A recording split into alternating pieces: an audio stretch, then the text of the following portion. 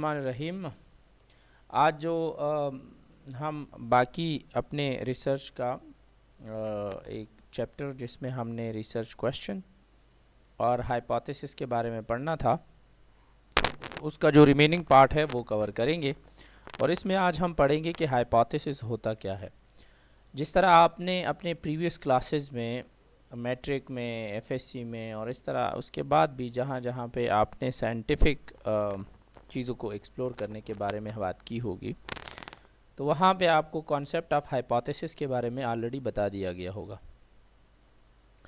Actually हमारे पास hypothesis वो एक फ़र्जिया स्टेटमेंट होता है, टेंटेटिव एक्सप्लेनेशन, एक फ़र्जी एक्सप्लेनेशन होती है that account for a set of speculation and can be tested by further investigation। speculation मतलब हमारे जो अंदाज़ों के हिसाब से या हमारी जो ऑलरेडी जो नॉलेज होती है या जो हम किसी चीज़ के बारे में पढ़ के ऑलरेडी काफ़ी नॉलेज हासिल कर लेते हैं, तो जब हम अपना कोई अंदाज़ा लगाते हैं कि अगर फ़लाँ चीज़ ऐसे होगी तो फ़लाँ चीज़ उसके हिसाब से ऐसे बन जाएगी या ऐसे उस पर असर होगा, तो ये हमारी स्पेकुलेशन होती है, क्योंकि अभी तक वो प्रूवन नहीं होती।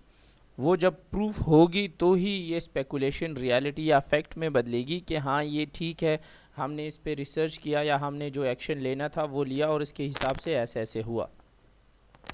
सो ये एक टेंटेटिव एक्सप्लेनेशन होती है। मतलब ये है कि ये एक फ़र्ज़ी एक्सप्लेनेशन होती है और इसीलिए उर्दू में इसको मफरूज़ा कहते हैं, इंग्लिश में इसको हाइपोथेसिस कहते हैं। और इसको यहाँ जैसे वर्ड से क्लियर है, it is tested by further investigation, कि ये एक ऐसा स्टेटमेंट है जिसको फर्दर इन्वेस्टिगेशन के ज़रिए टेस्ट करना लाजमी होता है। सो हमारे पास जो हाइपोथेसिस है, बुनियादी तौर पे ये एक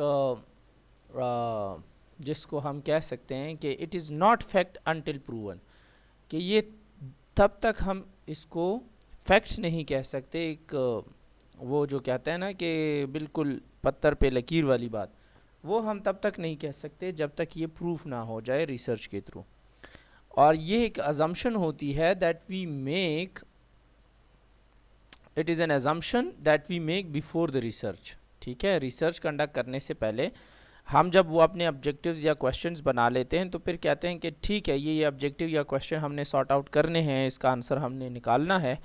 तो इसके हिसाब से हमारे पास जो वेरिएबल्स हैं, कि अगर तो हम ये बोलें कि वो लोग जो कि रेगुलर एक्सरसाइज करते हैं और डाइट पे कंट्रोल रखते हैं, तो उनको 5 साल के दौरान कम से कम चांस होगा कि उनको हार्ट डिजीज़ या हाइपरटेंशन हो, बनिस्बत उन लोगों के जो कि एक्सरसाइज और डाइट कंट्रोल नहीं करते। तो ये हमारा बेसिकली, ये पहले से बाकी रिसर्चेज में तो एक प्रूवन बात है, लेकिन फॉर सपोज़ ये हमने एक फ़र्ज़ कर ली बात और फिर हम इस पे काम करना शुरू कर देते हैं और 5 साल तक हम ऐसे 2 ग्रुप्स को देखते हैं, जिसमें ऐसे लोग एक ग्रुप में हमने डाले हों जो ऑलरेडी मतलब ये है कि 40 ईयर्स से अबव हो, वो अपने डाइट का भी ख्याल रखते हैं और रेगुलर एक्सरसाइज भी करते हैं। और दूसरे ग्रुप में ऐसे लोग हों जो ना डाइट का ख्याल रखते हैं ना एक्सरसाइज का। और फिर 5 साल तक हम उनको फॉलो करें और मालूम करें कि वो ग्रुप जिन्होंने रेगुलर डाइट और एक्सरसाइज की थी, उनमें कितने लोगों को हार्ट डिजीज़ या हाइपरटेंशन या शुगर वगैरह डायग्नोज हुआ, और जो बाकी दूसरा ग्रुप था उनमें कितनों को हुआ। तो अगर तो हमारी बात सही साबित होती है तो वो फैक्ट बन जाएगी, हाइपोथेसिस से फैक्ट बन जाएगी। और हमारा जो क्वेश्चन था कि जो डाइट और एक्सरसाइज का effect in the prevention of blood heart disease and hypertension, तो वो हमारे पास उसका आंसर भी मिल जाएगा। थर्ड पॉइंट यहाँ पे जो है कि hypothesis is understanding of situation in making guess before the result. मतलब ये एक गेस होता है, एक हमारा अंदाज़ा होता है, और पहले से हमें जितनी अंडरस्टैंडिंग एक सिचुएशन के बारे में मिल जाती है डिफरेंट रिसर्चेस को पढ़ के, तो ये उसका एक अंदाज़ा है।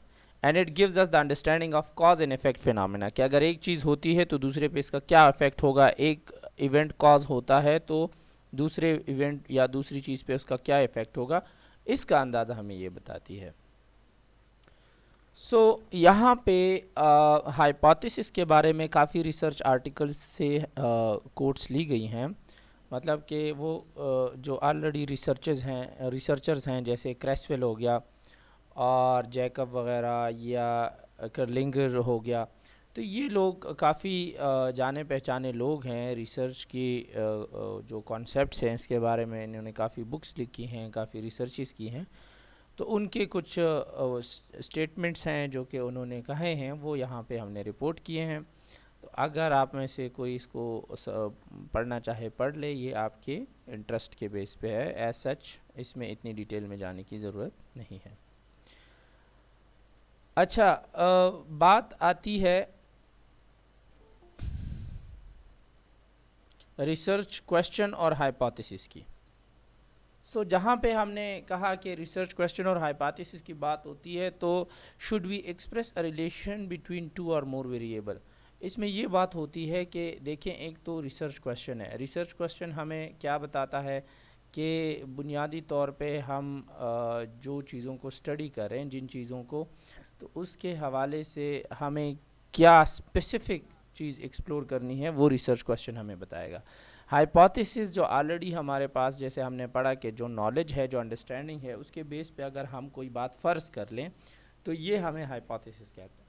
अब यहाँ पे ये कह रहा है कि बेसिकली हमारे पास ये दोनों चीज़ें हैं, रिसर्च क्वेश्चन और हाइपोथेसिस हैं। ये हमें बताती है कि क्या हम दो या ज़्यादा चीज़ों के बारे में, एक रिलेशन के बारे में कुछ कह सकते हैं। तो बिल्कुल, हाइपोथेसिस के थ्रू ही हम रिलेशन को अंडरस्टैंड करते हैं। जैसे मैंने हार्ट डिजीज़ और मैंने एक्सरसाइज या लाइफस्टाइल मॉडिफिकेशन की बात की, तो ये लाइफस्टाइल मॉडिफिकेशन जो है ये एक वेरिएबल है और ये हार्ट डिजीज़ दूसरा वेरिएबल है। तो हम एक्सप्रेस कर सकते हैं इसके बारे में रिलेशन। जैसे एक को आप ए कंसिडर कर लें और दूसरे को बी कंसिडर कर लें, तो उस तरह हम इसको एक्सप्लेन कर सकते हैं। हम जहाँ पे भी अपने क्वेश्चन को स्टेट करते हैं, वो इसलिए करते हैं कि बेसिकली क्वेश्चन जो है हमें एक क्लियर स्टेटमेंट देता है कि हम किस चीज़ को एक्सप्लोर करना चाहते हैं। जबकि हमारे पास जो हाइपोथेसिस है वो तो हम अपने तौर पे फ़र्ज़ करते हैं, वो क्वेश्चन फॉर्म में नहीं होता, वो एक नॉर्मल स्टेटमेंट के फॉर्म में होता है। फॉर एग्जांपल, क्वेश्चन को अगर आप देखें कि how do incentive affect the performance, कि अगर जो जिन जिन लोगों को जॉब में जो इंसेंटिव्स मिलते हैं, मतलब सैलरी हो गई, उसके साथ बोनस हो गया, उसके साथ वर्किंग एनवायरनमेंट बेहतर है, उसके साथ उनकी रिकग्निशन हो रही है और उनको प्रमोशन वगैरह, ये सारी चीज़ें इंसेंटिव्स में आती हैं, तो ये अगर किसी जॉब के साथ है तो क्या उन लोगों की परफॉर्मेंस किस तरह उस पर इफ़ेक्ट करती है। तो ये एक क्वेश्चन फॉर्म है, क्योंकि अब अगर आप देखें तो यहाँ पे हमारे पास जो है वो एक इंटरोगेटिव जो क्वेश्चन मार्क है वो सामने है, और दूसरी तरफ अगर हम देखें तो स्टेटमेंट फॉर्म में कि the problem is not to question the relation between incentive and performance. यहाँ पे नॉट मैंने ख़ुद से कह दिया, तो उसके लिए माजरत, लेकिन यहाँ लिखा है कि the problem is to question. तो हाइपोथेसिस जो है बेसिकली हमारे पास जो यहाँ ऊपर क्वेश्चन था, इसको जब हम हाइपोथेसिस में कन्वर्ट करते हैं तो हम इसको स्टेटमेंट फॉर्म में ऐसे नहीं जो यहाँ पे वो लिखा है, ये तो उन्होंने कहा है कि हाइपोथेसिस में बुनियादी तौर पे हम क्वेश्चन करेंगे कि कैसे हमने एक रिलेशन को इंसेंटिव और परफॉर्मेंस के बीच जो है वो आइडेंटिफाई करना है। तो हाइपोथेसिस ऐसे होगा कि are incentives affect or enhance the level of performance of one's job, ठीक है, या do incentives affect the performance level of nurses working in a private hospital, ठीक है। तो इस तरह जो हमारे पास ये तो एक डू या हाउ या जो क्वेश्चन जो फॉर्म में वर्ड्स होते हैं, बुनियादी तौर पे ये हमारे पास क्वेश्चन होते हैं, इन्हीं को हमने कन्वर्ट करना होता है हाइपोथेसिस में, और हाइपोथेसिस में हम फिर क्वेश्चन फॉर्म को हटा देते हैं, एक स्टेटमेंट फॉर्म में रखते हैं, और फिर हम क्लेम करते हैं और कहते हैं कि फॉर सपोज़ अब इसी क्वेश्चन को हाइपोथेसिस में कन्वर्ट करके मैं कहूँगा कि हाँ, वो नर्सेज जिनको इंसेंटिव ज़्यादा मिलते हैं उनकी परफॉर्मेंस बेहतर होती है। So I will state like this के the nurses who have more incentive have better performance indicators in a tertiary care hospital. ठीक है, तो इस तरह हमें अपनी अंडरस्टैंडिंग के हिसाब से भी पता है कि इंसेंटिव्स परफॉर्मेंस पे इफ़ेक्ट करती है.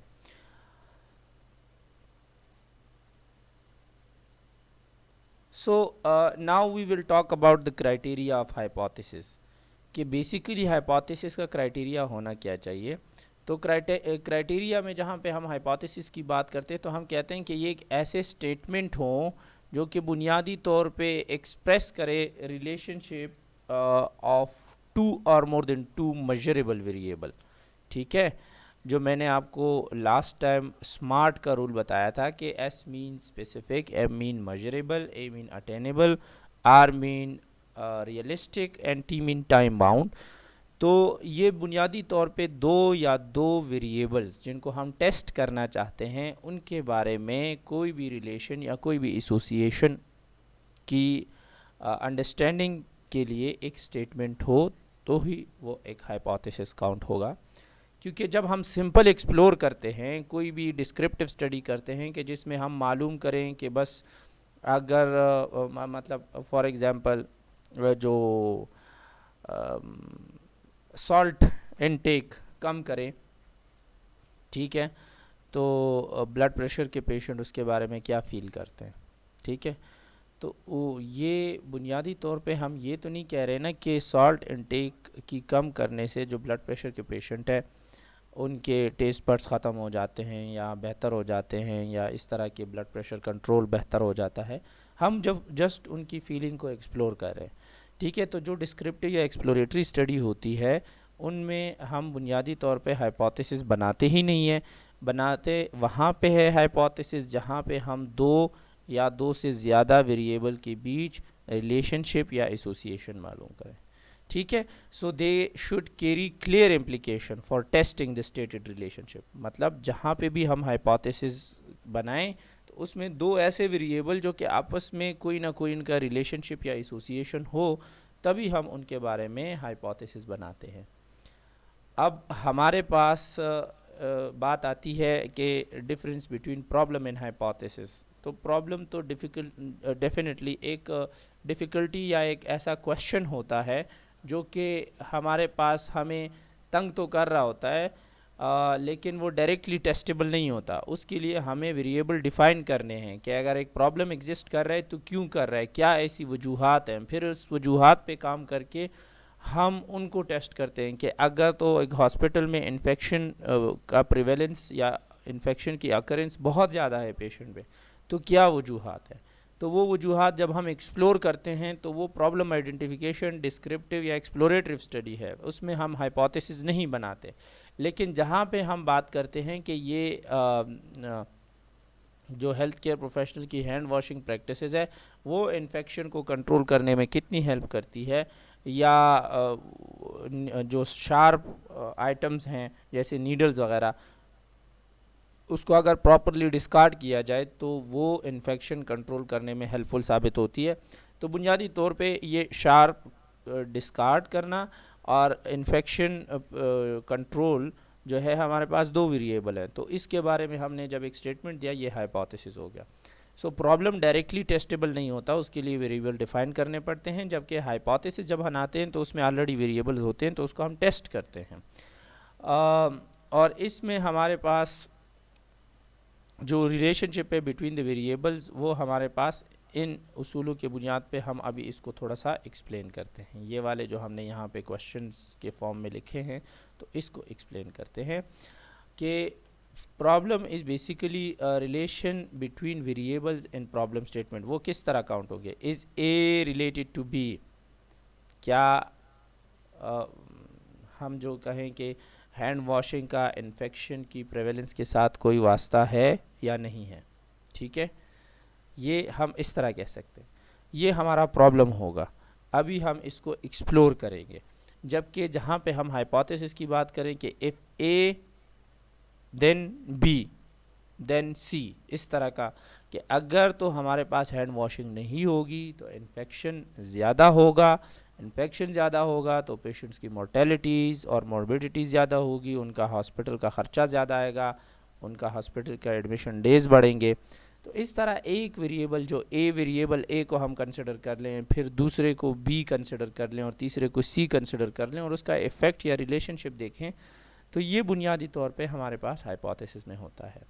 जबकि यहाँ पे how A and B related to C, कि किस तरह हैंड वॉशिंग का ना होना या शार्प डिस्पोजल ना होना और साथ साथ जो इन्फेक्शन की प्रेवेलेंस है उसका मोर्टेलिटी के साथ क्या रिलेशनशिप है। ठीक है, तो वो तो क्वेश्चन मार्क में आता है, जबकि यहाँ पे एक स्टेटमेंट दिया जाता है, and if A then B under condition C and D. अगर तो हमारे पास हैंड वॉशिंग ना होगी, शार्प डिस्पोजल ना होगा, ये एक ए वाला हैंड वॉशिंग हो गया, बी वाला शार्प डिस्पोजल ना होगा, अंडर कंडीशन सी जो कि हमारे पास है कि लेस रिसोर्सेज वाले हॉस्पिटल, तो फिर हमारे पास क्या होगा। ठीक है, तो इस तरह की जो वो है वो क्वेश्चंस या प्रॉब्लम्स में आते हैं, जहाँ पे हम उसको एसोसिएशन के अगर ए बी से रिलेशन रखता है फला फला कंडीशन में, तो सी डी के साथ क्या रिलेशनशिप रख रहा है। तो इस तरह के जो क्वेश्चन होते हैं ये बुनियादी तौर पे हम हाइपोथेसिस और प्रॉब्लम में डिफरेंशिएट करते हैं या रिसर्च क्वेश्चन में उसको डिफरेंशिएट करते हैं। इसको आपका समझना बहुत ज़रूरी है। थोड़ा सा और एक्सप्लेन करते हैं, फिर इसकी टाइप्स की तरफ जाते हैं कि hypothesis need to be structured, एक स्ट्रक्चर फॉर्म में एक बाकायदा क्लियर स्टेटमेंट होगा before the data gathering and interpretation phase of the research. Data collection research के बारे में और उसकी इंटरप्रिटेशन या उसकी जो हम अपने अल्फाज में उसको इंटरप्रेट करते हैं, तो उससे पहले हमें हाइपोथेसिस को एक स्ट्रक्चर, एक क्लियर स्टेटमेंट के फॉर्म में लाना ज़रूरी है। A well-grounded hypothesis indicate that the researcher has sufficient knowledge in the area to undertake investigation। और ये बहुत important है कि अगर तो हमारे पास एक hypothesis बहुत clear और solid जो हमारे पास reasons provide कर रहा है, तो इसका मतलब जो researcher जिस चीज़ को investigate करना चाह रहा है उसके पास उसकी बहुत अच्छी खासी knowledge है। And the hypothesis gives direction to the collection and interpretation of data. और यही हाइपोथेसिस बुनियादी तौर पे हमें हेल्प आउट करती है कि किन किन चीज़ों के बारे में किस तरह का डेटा हमने लेना है और फिर इसके बारे में हमने बात कैसे करनी या उसके रिजल्ट्स कैसे हमने जस्टिफाई करने हैं। वही बात कि इसमें एक्सप्लेनेटरी पावर होना चाहिए, इसमें हमारे पास expected relationship between the variable को स्टेट करने की पावर होनी चाहिए, वो भी उसमें एक स्टेटमेंट में हो कि ये वेरिएबल आपस में इनका रिलेशनशिप है। It must be testable. ठीक है, और जो हाइपोथेसिस हम बना रहे हैं तो बैकग्राउंड कोई ना कोई नॉलेज उसका होना चाहिए। ठीक है, उस जो हम चीज़ बना रहे हैं जो या जो स्टेटमेंट हम दे रहे हैं, तो हमारे पास ऑलरेडी उसका नॉलेज लोगों में थोड़ा बहुत और हमारे अपने पास एज अ रिसर्चर काफ़ी हद तक होना चाहिए। और जितना सिंपली और कॉन्साइज मतलब शॉर्ट तरीके से हम उसको स्टेट कर सकते हैं उतना हाइपोथेसिस अच्छा होगा। कॉम्प्लेक्स हाइपोथेसिस बनाने से गुरेज करना चाहिए। ठीक है, वही बातें रिपीट हो रही है कि पर्पस क्या है, टेंटेटिव एक्सप्लेनेशन प्रोवाइड कर रहा है, ये इन्वेस्टिगेटर को एक रैशनल दे रहा है कि किस तरह दो वेरिएबल्स आपस में टेस्टेबल है, इसमें डायरेक्शन क्या है, फ्रेमवर्क इसका क्या होता है। तो ये सारी चीज़ें ये इसकी रिपीट होती है। अच्छा, अब आते हैं हाइपोथेसिस की टाइप्स में। तो देखें, हाइपोथेसिस की काफ़ी सारी टाइप्स हैं और इसको हम वन बाय वन पढ़ते हैं। हमारे पास जो टाइप्स हैं हाइपोथेसिस के, उसमें बुनियादी तौर पे मेन जो दो टाइप्स हैं वो नल और अल्टरनेट हाइपोथेसिस है। ठीक है, तो नल और अल्टरनेट हाइपोथेसिस होता क्या है। सबसे पहले अल्टरनेट हाइपोथेसिस को समझें। अल्टरनेट हाइपोथेसिस वो हाइपोथेसिस होता है जो बुनियादी तौर पे रिसर्चर का स्टेटमेंट होता है।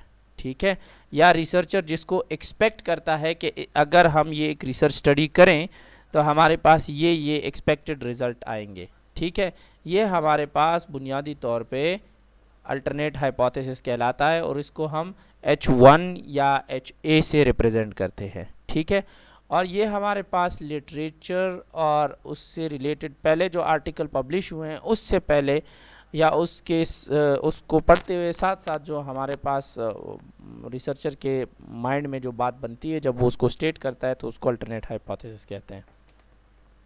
ठीक है, हमारे पास नल हाइपोथेसिस इसका अपोजिट होता है, ठीक है। जो रिसर्चर क्लेम करता है तो उसको अपोज करने के लिए या उसको अपोजिट नलिफाई करने के लिए, कैंसिल करने के लिए जो हम हाइपोथेसिस बनाते हैं उसको नल हाइपोथेसिस कहते हैं। वो हम अभी स्लाइड में पढ़ेंगे। और हमारे पास अल्टरनेट हाइपोथेसिस जो है वो एक डिज़ायर्ड कंक्लूजन होता है, जो हम चाहते हैं कि हमारे पास ऐसे ऐसे हो, या हमारे पास अगर दो वेरिएबल हम टेस्ट कर रहे हैं, फला चीज़ ऐसी होगी तो फला ऐसी होगी। तो ये एक डिज़ायर्ड कंक्लूजन होती है इन्वेस्टिगेटर की या रिसर्चर की, ठीक है। And the two type of alternate hypothesis के भी डायरेक्शनल भी हो सकता है, नॉन डायरेक्शनल भी हो सकता है, इसको हम पढ़ेंगे। लेकिन इससे पहले हम नल हाइपोथेसिस को पढ़ लेते हैं। तो यहाँ पे जैसे हमने कहा कि नल हाइपोथेसिस बुनियादी तौर पे वो स्टेटमेंट होता है जिसमें कहा जाता, जैसे एक रिसर्चर ने पहले कहा अल्टरनेट हाइपोथेसिस में कि there is a actual relationship between variable A and variable B. तो ये एक अल्टरनेट हाइपोथेसिस हुआ। तो इसको अपोज करने के लिए या उसको कैंसिल करने के लिए हमारे पास जो है वो दूसरा जो हाइपोथेसिस का टाइप है वो है नल हाइपोथेसिस, और वो कहता है कि there is no relationship between the variable, ठीक है, कि वेरिएबल के बीच कोई रिलेशनशिप नहीं है। और फिर इसको हम एच ओ या एच एन से वो रिप्रेजेंट करते हैं। तो ये इसलिए कि H means hypothesis, N mean null या नलिफाई करना, कैंसिल करने वाला हाइपोथेसिस। जो रिसर्चर का क्लेम है उसको जो हाइपोथेसिस कैंसिल करता है उसको नल हाइपोथेसिस कहते हैं।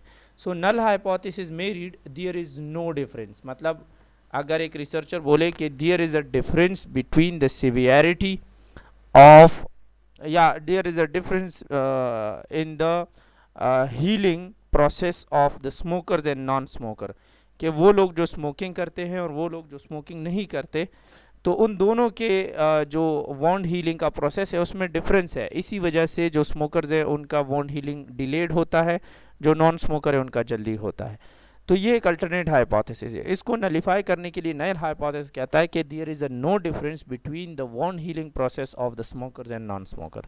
तो जब वहाँ पे उसको अल्टरनेट हाइपोथेसिस या रिसर्चर के हाइपोथेसिस की कैंसिल करता है तो उसको हम नल हाइपोथेसिस कहते हैं। और ये नल हाइपोथेसिस जो हमारे पास होता है ये एक्सपेरिमेंटर के उसको एक्सपेक्टेशन को अपोज करता है। सो जब हमारे पास रिजल्ट्स आते हैं, फाइनल कंक्लूजन आता है एक रिसर्च का, तो जो रिसर्चर होता है अगर तो उसका स्टेटमेंट रिटेन हो, ठीक है, तो हमारे पास नल हाइपोथेसिस जो है वो रिजेक्ट हो जाता है, ठीक है। We reject the null hypothesis, जहाँ पे हमारे पास प्रूफ हो जाए कि हाँ वो लोग जो स्मोकिंग करते हैं और वो लोग जो नहीं करते उनके वॉन्ड हीलिंग प्रोसेस में डिफरेंस है। तो ये प्रूफ हो गया रिसर्चर का जो हाइपोथेसिस है, इसीलिए हम नल हाइपोथेसिस को रिजेक्ट करेंगे। और अगर हमारे पास प्रूफ नहीं हुआ तो हम फिर रिटेन करते हैं नल हाइपोथेसिस को और अल्टरनेट हाइपोथेसिस को कैंसिल या रिजेक्ट कर देते हैं। सो एक बात यहाँ पे रिसर्च के लैंग्वेज में आप याद रखें, जो यहाँ पे बहुत इम्पॉर्टेंट है, वो ये है कि not rejecting H naught does not really mean that H naught is true, ठीक है। There might not be evidence against H naught, ठीक है, कि अगर तो कहीं पे हमारे पास रिसर्चर का जो हाइपोथेसिस है वो प्रूफ नहीं होता, मतलब हम अल्टरनेट हाइपोथेसिस को रिजेक्ट कर देते हैं और नल हाइपोथेसिस को रिटेन करते हैं, तो इसीलिए हम उसको कहते हैं कि not rejecting null hypothesis.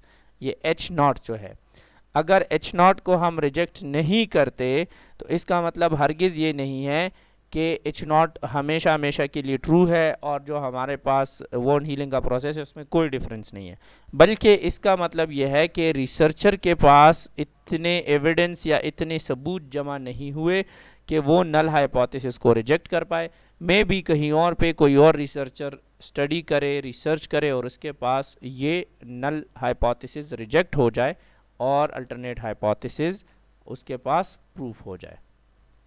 So example ऐसे है कि there is no significant difference in the anxiety level of children of high IQ and those of low IQ, कि अगर एक रिसर्चर बोले कि वो बच्चे जिनका हाई आईक्यू है और वो जिनका लो आईक्यू है, इनके बीच जो है वो एंजाइटी लेवल डिफरेंट है, तो ये एक अल्टरनेट हाइपोथेसिस होगा। लेकिन जहाँ पे इसमें there is no significant difference cover डाल दिया तो ये नल हाइपोथेसिस बन जाएगा। सो ये नल और अल्टरनेट हाइपोथेसिस की एक्सप्लेनेशन हो गई को। तो जब हम फर्दर टाइप्स की बात करते हैं तो इसमें फिर हाइपोथेसिस कुछ ऐसी भी होते हैं जो डायरेक्शनल होते हैं और कुछ नॉन डायरेक्शनल हाइपोथेसिस भी होते हैं।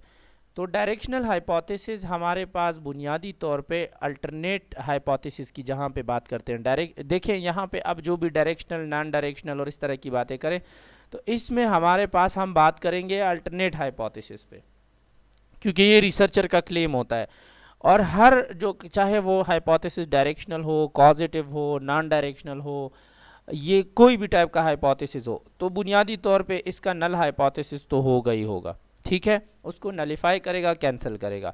सो डायरेक्शनल हाइपोथेसिस हमारे पास स्पेसिफाई करता है direction of the relationship between the individual variables.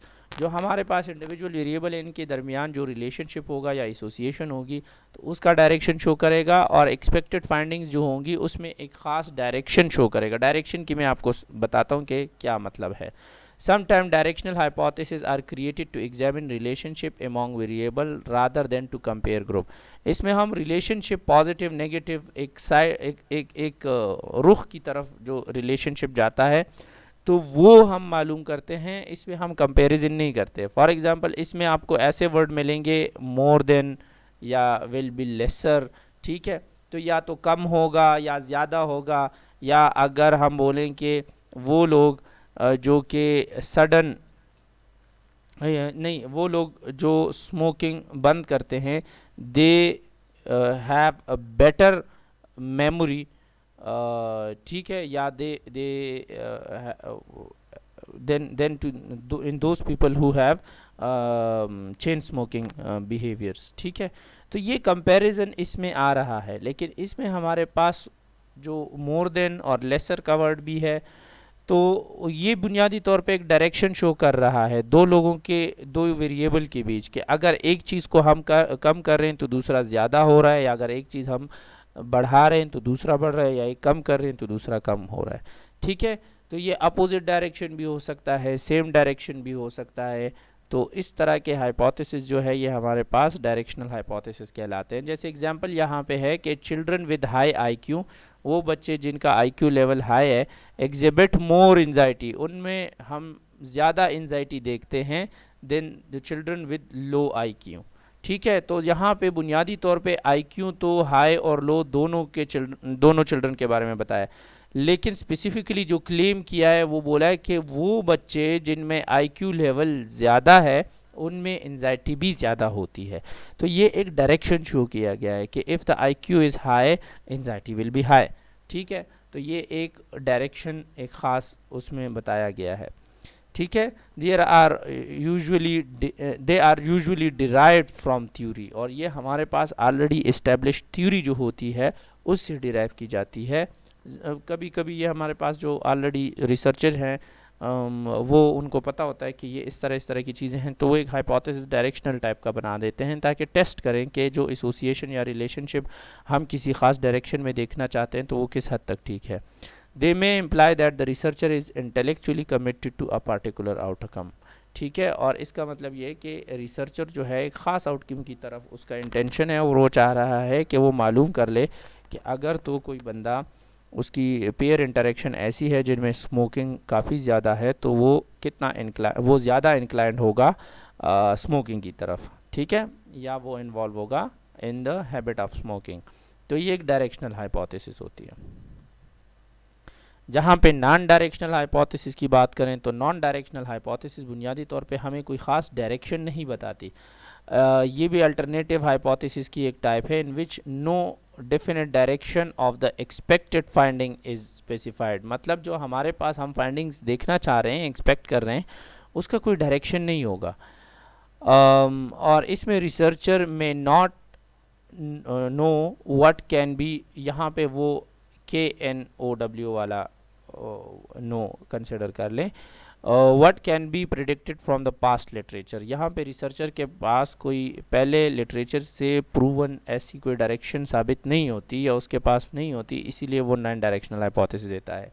और इसमें हमारे पास जो वर्ड इस्तेमाल होते हैं कि there is a difference, there is a relationship, there is a association. अब हमें नहीं मालूम कि रिलेशनशिप किस टाइप का है, एसोसिएशन किस टाइप का है, या डिफरेंस किस टाइप का है। बस हम सिर्फ कहते हैं कि हाँ कोई ना कोई डिफरेंस है। हम ये बोलें कि there is a difference in becoming a smoker and in the smoking company. ठीक है, कि जिन लोगों का उठना बैठना होता है, तो अगर वो उठे बैठें तो वो स्मोकिंग में इन्वॉल्व होते हैं या नहीं होते, अभी हमें कंफर्म नहीं है, लेकिन हम इतना कह सकते हैं कि कुछ ना कुछ असर है। ठीक है, देयर इज़ एसोसिएशन। ठीक है, तो इस तरह की जो हमारे पास हाइपोथेसिस होते हैं उसको नॉन डायरेक्शनल हाइपोथेसिस कहते हैं। जैसे यहाँ पे अगर आप मिसाल ले लें कि there is a difference in the anxiety level of children of high IQ and those of low IQ.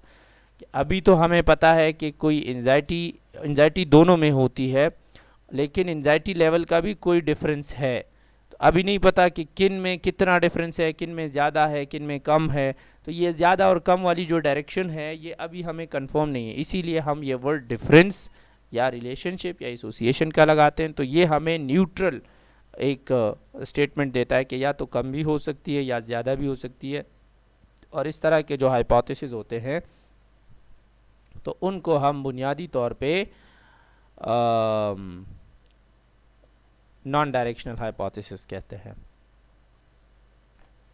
और नॉन डायरेक्शनल हाइपोथेसिस हमारे पास वहाँ यूज़ होती हैं जहाँ पे बहुत कम थ्योरी अवेलेबल हो, या फाइंडिंग जो पुरानी इससे पहले जो जो रिसर्च स्टडीज़ होती है उनकी फाइंडिंग में कॉन्ट्राडिक्शन हो, एक दूसरे के अगेंस्ट।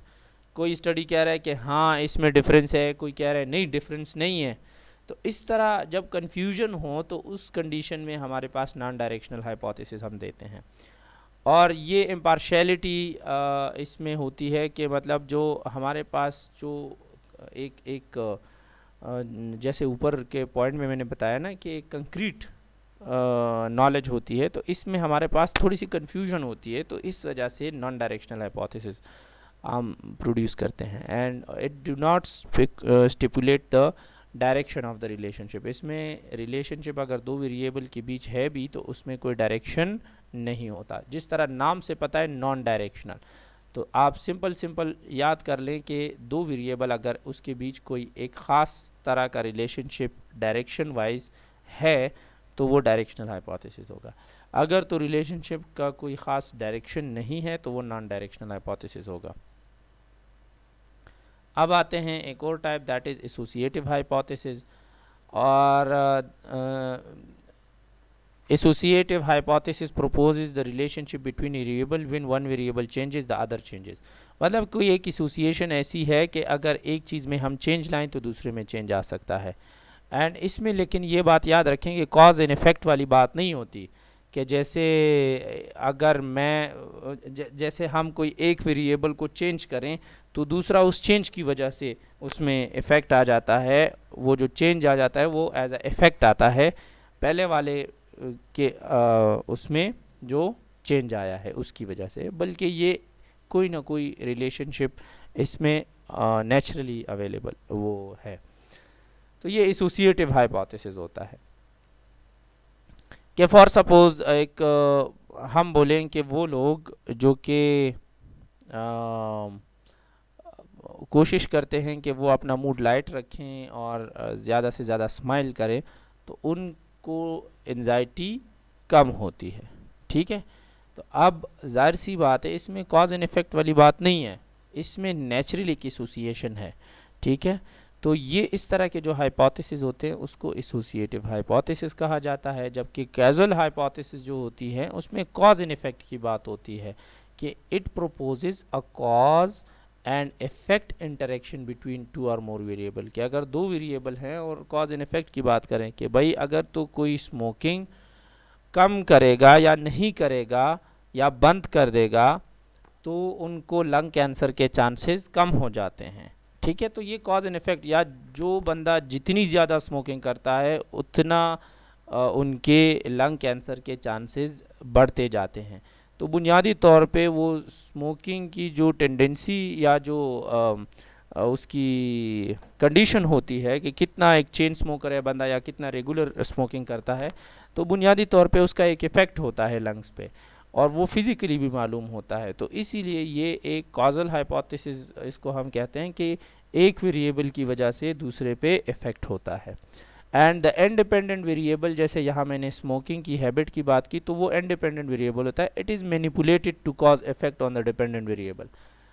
और ये ज़ाहिर सी बात है, ये बाकायदा टेस्ट किया गया है कि वो लोग जो ज़्यादा स्मोकिंग करते हैं उनमें लंग कैंसर के चांसेस ज़्यादा बढ़ जाते हैं। तो डेफिनेटली वो स्मोकिंग की जो फ्रीक्वेंसी है वो टेस्ट की गई है, और smoking as a independent variable लिया गया कि अगर स्मोकिंग कम है या ज़्यादा है।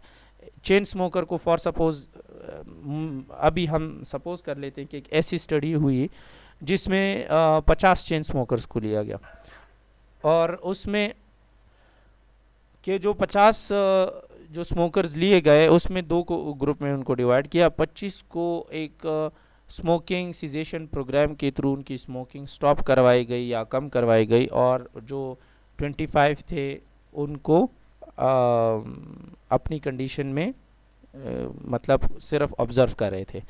तो उन्होंने देखा कि जो लोग जिनका वो स्मोकिंग स्टॉप हो गया या कम हो गया, तो उनको या तो लंग कैंसर डायग्नोज ही नहीं हुआ या बहुत लेट स्टेज में हुआ, कंपेयर टू दोज जो कंटिन्यूस कर रहे थे। क्योंकि जितना कंटिन्यूसली एक जो स्मोक है वो लंग को इफ़ेक्ट कर रहा था, तो वो डेफिनेटली उसको कॉज कर रहा था कैंसर को। सो ये कॉजल हाइपोथेसिस हम इस तरह का बनाते हैं। एंड इसमें हमारे पास the dependent variable is measured to examine the effect created by the independent variable, कि इसमें फॉर एग्जांपल जो लंग कैंसर है उसको स्टडी किया गया ताकि मालूम किया जाए कि स्मोकिंग का लंग कैंसर पे कितना स्ट्रॉन्ग इफ़ेक्ट है, ठीक है, वो कितना स्ट्रॉन्गली उसको कॉज करता है। तो ये कॉजल हाइपोथेसिस होता है। अच्छा, टेस्टेबल हाइपोथेसिस हमारे पास it contains variable that are measurable are able to be manipulated. Hypothesis वैसे टेस्टेबल होता ही होता है, ऐसी हाइपोथेसिस जो कि नॉन टेस्टेबल हो तो वो तो हाइपोथेसिस भी नहीं होती। लेकिन यहाँ पे बुक में ये एक देखा था तो मैंने कहा इसको स्लाइड में डाल दूँ। तो बेसिकली ये हमारे पास ऐसे वेरिएबल पे मुश्तमिल होती है जो कि मेजरेबल हो, बाकायदा उसको मैनिपुलेट भी किया जाए, उसमें चेंज भी लाया जाए, and then need to predict a relationship that can be supported और not supported based on the data collection and analysis. तो इस तरह की जो हाइपोथेसिस होती है बुनियादी तौर पे इसमें हमारे पास ऐसे रिलेशनशिप होते हैं जिसको या तो सपोर्ट किया जा सकता है या नहीं, उस डेटा के बेस पे जो कि कलेक्ट करके एनालाइज किया जाए। सो आज के लिए ये लेक्चर था, और जो क्वेश्चन होंगे आप काइंडली पूछ लीजिएगा, आपको